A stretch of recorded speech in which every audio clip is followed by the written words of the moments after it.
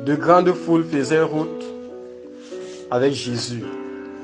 Il se retourna et leur dit, si quelqu'un vient à moi, et s'il ne hait pas son père, sa mère, sa femme, ses enfants, ses frères et ses sœurs, et même sa propre vie, il ne peut être mon disciple. Et quiconque ne porte pas sa croix et ne me suit pas, ne peut être mon disciple. Car lequel de vous, s'il bâtit une tour, ne s'assied d'abord pour calculer la dépense et voir s'il a de quoi la terminer, de peur qu'après avoir posé les fondements, il ne puisse l'achever, et que tous ceux qui le verront ne se mettent à l'oreiller en disant, cet homme a commencé à bâtir et il n'a pu achever. Ou quel roi, s'il va faire la guerre à un autre roi, ne s'assied d'abord pour examiner s'il peut, avec 10 000 hommes, marcher à la rencontre de celui qui vient l'attaquer avec 20 000 hommes. S'il ne peut, tandis que cet autre roi est encore loin, il lui envoie une ambassade pour demander la paix. Ainsi donc, quiconque d'entre vous ne renonce pas à tout ce qu'il possède ne peut être mon disciple. Le sel est une bonne chose, mais si le sel perd sa saveur, avec quoi l'assaisonnera-t-on? Il n'est ni bon pour la terre, ni pour le fumier.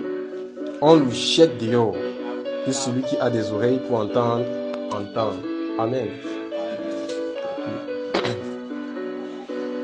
Voilà une petite présentation du Seigneur concernant les conditions à remplir pour être un disciple de Jésus-Christ. On sait que le disciple de Jésus-Christ, c'est généralement celui qui a l'esprit de Jésus-Christ. Le disciple de Jésus-Christ, c'est celui qui a l'esprit de Jésus-Christ, selon Romains chapitre 8, verset 9. Parce que dans Romains chapitre 8, le verset 9, le Seigneur dit là-bas que pour nous, nous sommes de Dieu, mais si quelqu'un n'a pas l'esprit de Christ, il ne lui appartient pas. Or, quand on dit disciple, ça veut dire que la propriété de Christ, ça veut dire que ceux qui sont au service de Christ, ceux qui imitent Christ, ceux qui suivent Christ. C'est ça le disciple. Et ici, on nous donne un petit canevas des conditions à remplir pour être un disciple. Un disciple n'est pas celui seulement qui va dans des réunions. Un disciple n'est pas celui qui parle seulement de Jésus-Christ. Alors si quelqu'un parle de Jésus-Christ et n'accomplit pas les commandements de Jésus-Christ, il n'est pas un disciple, celui-là. Un disciple n'est pas celui-là qui prie seulement, mais il n'a pas les fruits de la repentance. Et on va donner quelques caractéristiques ici là du disciple. C'est ce que le disciple doit avoir, manifester pour être vraiment à la vue de tous comme un disciple. Donc pour là, on va aller verset par verset. Donc Jésus était accompagné par de grandes foules. Verset 26, il dit, si quelqu'un vient à moi, et s'il ne hait, donc si quelqu'un vient à moi, si quelqu'un veut être mon disciple, ça c'est aussi, ça va de pair avec Matthieu 10, le verset 37. Donc, on va aussi voir en même temps Matthieu 10 à partir du verset 37 pour mieux comprendre ce que Luc 14, 26 veut nous enseigner. Matthieu 10, verset 37. Il dit là-bas que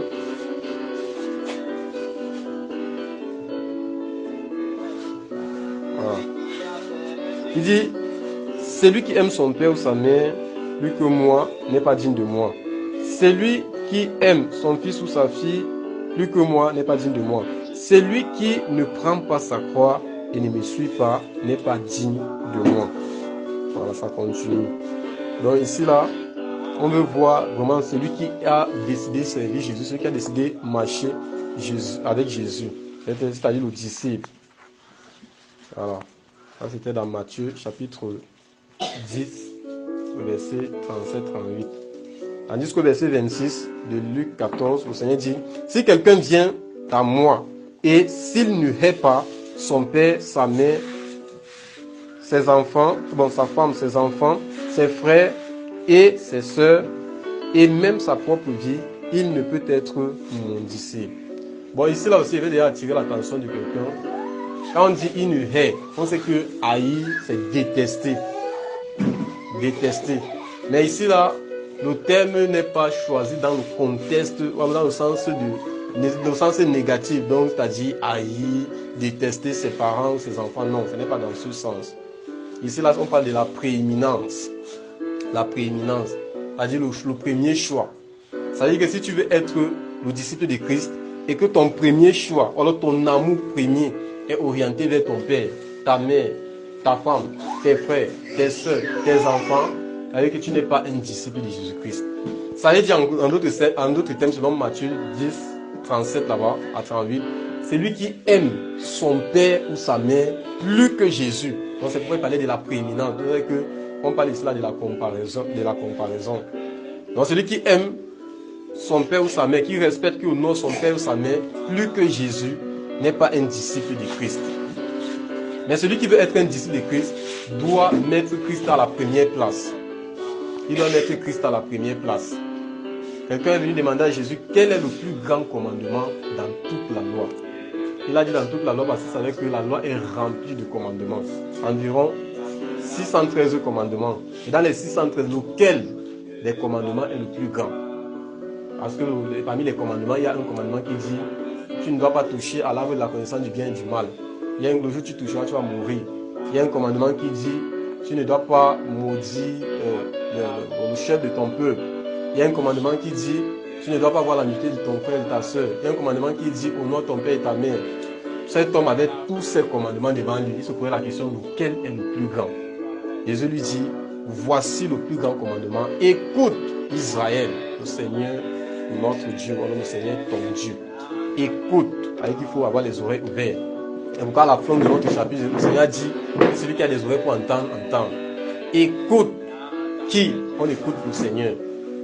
Tu aimeras le Seigneur de tout ton cœur. Ou alors en d'autres termes, tu aimeras le Seigneur dans ton cœur, dans ta pensée et dans ton âme. C'est-à-dire que tu aimeras le Seigneur de tout ton cœur, de toute ta pensée et de toutes tes forces. La force est dans l'âme. C'est l'âme qui produit en nous la force. Donc voilà. Donc c'était le premier et le plus grand commandement. Il a dit celui qui vient après, qui lui est semblable, c'est tu aimeras ton prochain comme toi-même. Donc, c'est qu'ici, là, pour être un disciple de Jésus-Christ, il faut que Jésus-Christ soit à la première place. Ça aussi, ça soutient la divinité.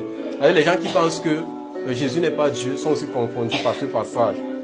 Donc, c'est qu'il dit, celui qui aime son père ou sa mère plus que lui, Jésus, en d'autres termes, plus que Dieu, n'est pas un disciple de Jésus-Christ. C'est-à-dire que si tu veux être un disciple de Jésus-Christ, Jésus doit avoir la première place. On va essayer de faire, je ne sais pas si on va appeler ça un récapitulatif, pour voir comment Jésus a occupé le centre de toutes choses. Le centre de toutes choses. Quand on part dans Apocalypse 5 là-bas, on voit l'agneau qui est au milieu du trône, au centre. Il est au milieu du trône. Quand on rentre dans toute la parole de Dieu, on voit Jésus qui est au centre de la parole, et que toute la parole parle de lui. C'est pourquoi dans le livre de Luc, c'est Luc 22, il dit, n'avez-vous pas lu ce que disait la loi, les prophètes dans le Tanakh, la loi, les prophètes et les écrits, tous rendaient témoignage de moi, tous parlaient en quelque sorte, tous parlaient de moi. Donc, c'est-à-dire que la loi, les Nevi'im, c'est-à-dire les prophètes, les Ketuvim, c'est-à-dire les écrits, tout cela parlait de Jésus-Christ. Et l'évangile même, c'est l'évangile de Jésus-Christ.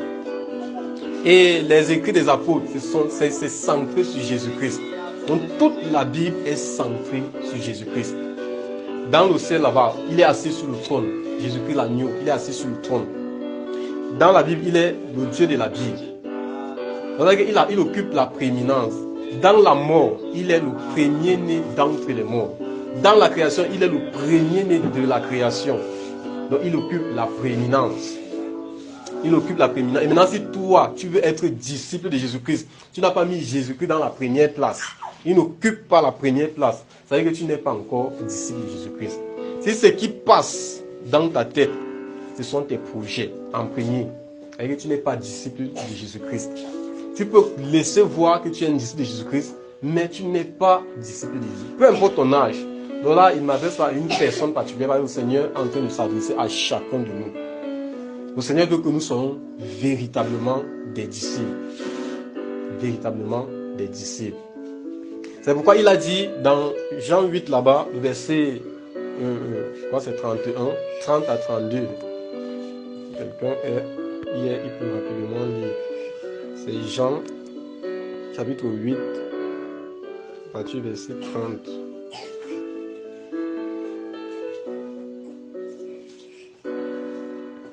Ok, j'y suis. Il dit, comme Jésus parlait ainsi, plusieurs crurent en lui. C'est-à-dire que Jésus a enseigné la parole, les gens ont été touchés. Ils ont cru. C'est-à-dire qu'ils ont dit, oui, nous sommes d'accord avec lui, nous acceptons sa parole. Jésus a remarqué que accepter sa parole veut dire devenir disciple. Mais comme Jésus est un homme spirituel, il discerne. Tu peux te dire disciple de Jésus-Christ, comme aujourd'hui, lui-même il a dit dans Matthieu 7 là-bas que ceux qui me disent Seigneur, Seigneur, donc il y en a plusieurs disciples. Il dit, et il dit aux Juifs qui avaient cru en lui, vous savez que croire ne suffisait pas d'être appelé disciple. Si vous demeurez dans ma parole, vous êtes vraiment mes disciples.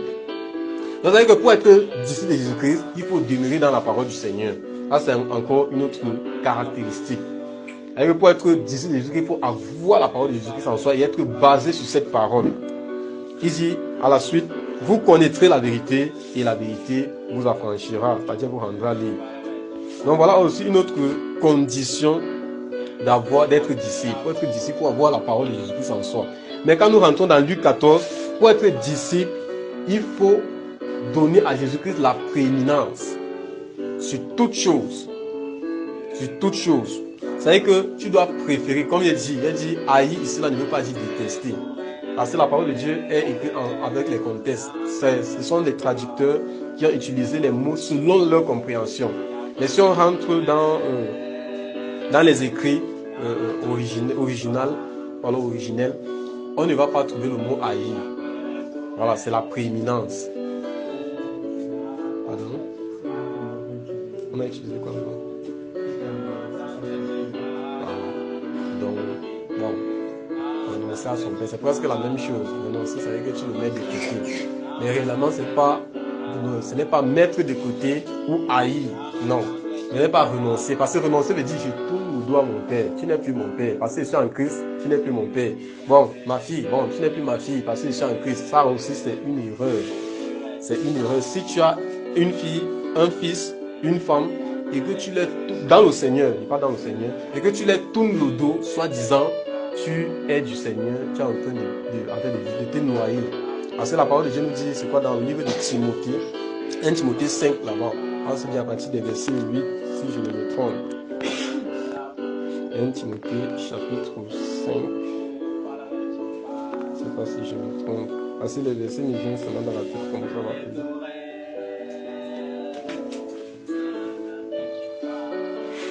1 Timothée chapitre 5, bon.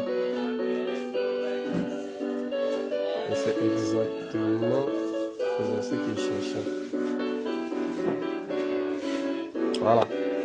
1 Timothée chapitre 5. Il dit, si quelqu'un n'a pas soin des siens, et principalement de ceux de sa famille, il a renié la foi, et il est pire qu'un infidèle. Nous sommes là dans le Seigneur. Donc, vous savez que quelqu'un qui a une famille en Christ, quelqu'un qui a une femme, des enfants, des frères, des sœurs en Christ, dans la chair, en Christ, il les tourne le dos en disant ils ne sont plus ses frères, que ce qui compte, c'est plutôt les frères dans le Seigneur. Bon, comme ils sont des frères du sang, lui, là, alors lui préfère plus Jésus, il est attaché au Seigneur. C'est aussi un problème. Il est considéré comme des personnes séparées. C'est un problème. C'est un problème. Donc, c'est que 1 Timothée 5, verset 8 nous dit, il dit, si quelqu'un n'a pas soin des siens, et principalement de ceux de sa famille, il a renié la foi et il est pire qu'un infidèle. Donc voilà pour le premier point. C'est pourquoi je disais que le mot haïr dont on a utilisé ici là, ou alors renoncer, aussi, comme on a aussi étudié dans l'autre version, ce ne sont pas les mots qu'on doit prendre dans le sens, comment je dirais, propre. Ce sont des mots utilisés dans le sens figuré. C'est la prééminence. Donc, ça veut dire que Jésus doit avoir la prééminence sur ton Père. Ton Père ne doit pas passer avant Jésus. Il dit, si quelqu'un vient à moi, et s'il ne hait, c'est-à-dire que s'il ne me préfère pas, moi Jésus, à son Père. Voilà. Et s'il ne hait pas son Père, il y a un autre passage qui me vient dans ma pensée. Je ne sais pas pourquoi ça me vient. Je crois que c'est Marc 8. Marc 8.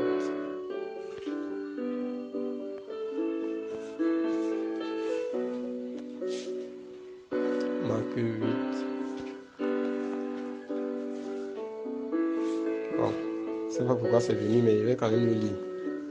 Verset, verset 38. Bon, verset 38. Il dit, car quiconque aura honte de moi et de mes paroles, au milieu de cette génération, adultère et pécheresse, le Fils de l'homme aura aussi honte de lui quand il viendra dans sa gloire et dans celle de son Père avec les saints anges. Donc voilà. Ici là en fait c'est dans toujours le sens de considérer certaines personnes, certaines choses au-dessus de Jésus. Il veut la prééminence.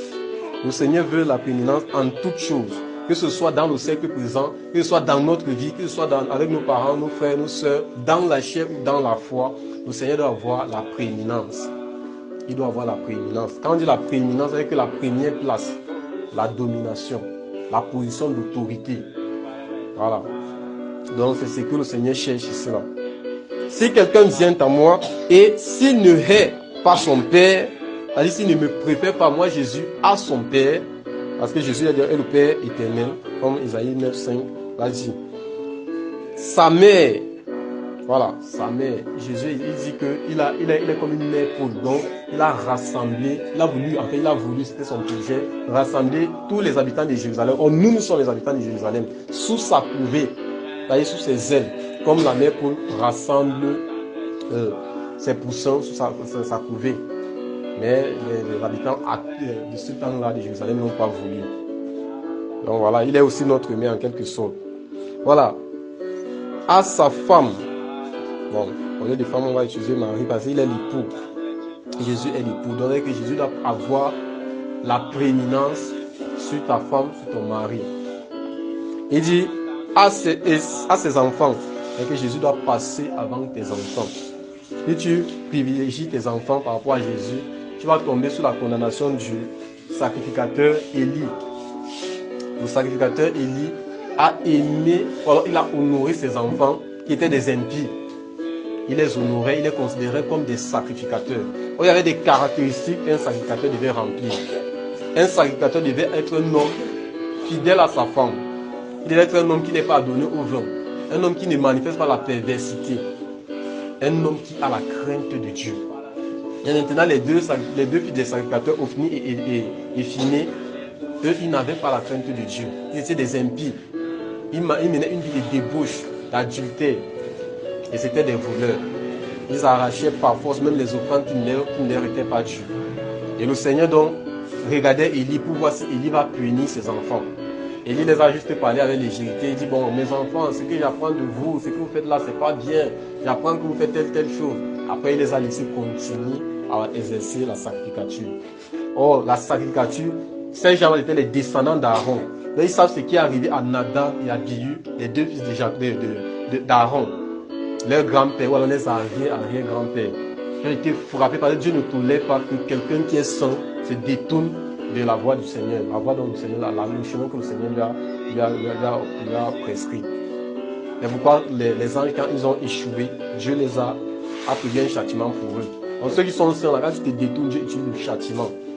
Mais Élie, connaissant ces choses, a laissé ses deux fils continuer à exercer la sacrificature.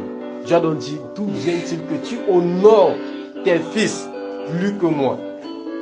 Et il a levé sa sentence, il a dit, tes deux fils vont mourir.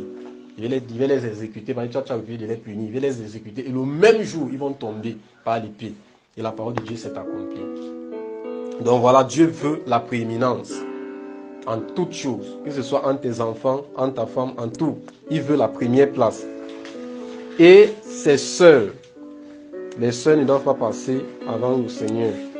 Et même sa propre vie. Là encore, c'est quelque chose de très grand. Quand nous lisons Romains chapitre 5, la parole nous dit là-bas que il était rare, on dira mais l'histoire n'est pas paraphrasée, il était rare ou même impossible de voir quelqu'un mourir pour un juste. Il était rare. Il y a juste paraphrasé dans Romains 5. Que quelqu'un ne sait pas si c'est le verset 8. Voilà. Il était rare de voir quelqu'un mourir pour un juste. Mais Jésus lui est venu, non pas pour mourir pour les justes, mais pour les pécheurs que nous étions. Il faut qu'on aille lire Romains, c'est Romains 5. Et ici, si quelqu'un trouve rapidement le verset, il peut le lire pour la gloire du Seigneur.